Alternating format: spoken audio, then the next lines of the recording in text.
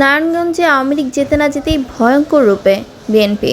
Narayanganj post office রোডের কুতুবাইল এলাকার Iran টেক্সটাইলের পক্ষ থেকে সন্ত্রাস, মাদক ও নৈরাজ্যের বিরুদ্ধে শান্তিপূর্ণ র্যালি বের হলে বিএনপির আরেক পক্ষ হতে হামলা করা হয়।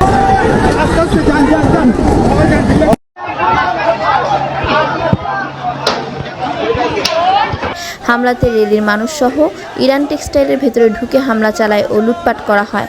গত 11/9/2024 বুধবার দুপুরে ঘটনা ঘটে।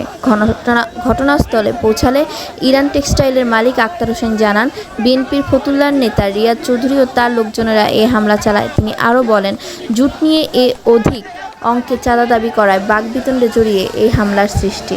সাথে আমরা থাকি, প্লাস এই 1 থেকে 9 নং ওয়ার্ডের লোকজন সবাই থাকে। থেকে আমরা একটা শান্তপ্রিয় একটা শান্ত একটা র্যালি বের করি, শান্তি র্যালি যেটা বলে, যেটার স্লোগান কোনো উস্কানিমূলক কিছু থাকবে না, শুধু থাকবে যে আমরা মাদক, সন্ত্রাস, চাঁদাবাজি এগুলা ওই ব্যানার করে আমরা ওইভাবে একটা র্যালি কমপ্লিট করে চলে আসবে। তো ভিডিও ফুটেজও আছে আমাদের কাছে, যেগুলো দেখলে আপনারা বুঝতে পারবেন। র্যালিটা নিয়ে মনে হয় 1 মিনিটও হাঁটতে পারে নাই, এর মধ্যে অ্যাটাক করছে। যেটার মধ্যে মুরব্বীরা ছিল, অল্প বয়সী ছেলেরা ছিল, থাকে না লাইক এলাকা থেকে সবাই একসাথে বের হইতেছে। অ্যাটাক যে করছে তাদের কি কোনো অস্ত্র টস্ত্র ছিল সাথে নাকি?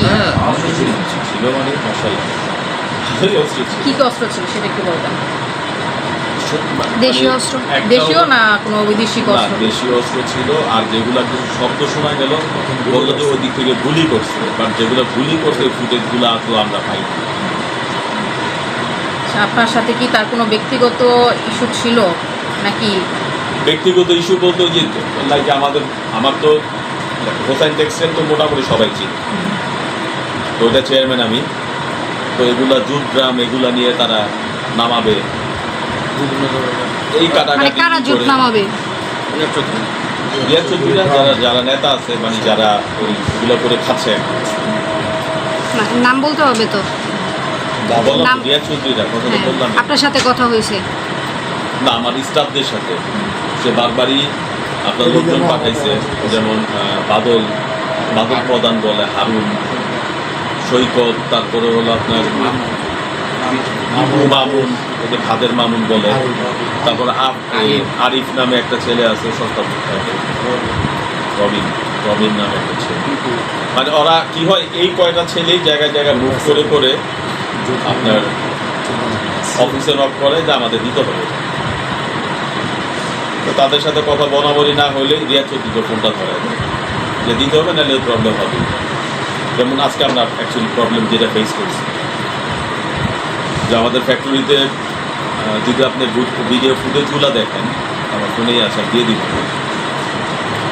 এত বড় বড় গেটগুলো তারা দেশীয় অস্ত্র মানে যেইভাবে পারতেছে ভেঙে তারপরে ঢুকে আগুন জ্বালাইছে। কেউ বলে গেট দিয়ে উঠে দেন, ওগুলাতে আগুন দিল। আমার যে অফিসটাতে ক্যাশ টেস্ট থাকে, তো অফিসটা ভাঙচুর করতে স্টাফ যারা ছিল তাদের মারধর করে এখান থেকে বের করে দিয়েছে, অ্যাটাক করছে। এবং অনেক স্টাফই আমার ইনজিওর হয়েছে। ভিতর আবার পিক ছিল, আমার কাভার ভ্যান ছিল পিকা, ওগুলো তারা পুরো ভাঙছে। পরে আমার বাড়িতে আমার 3টা গাড়ি ভাঙছে, আমার বাড়ির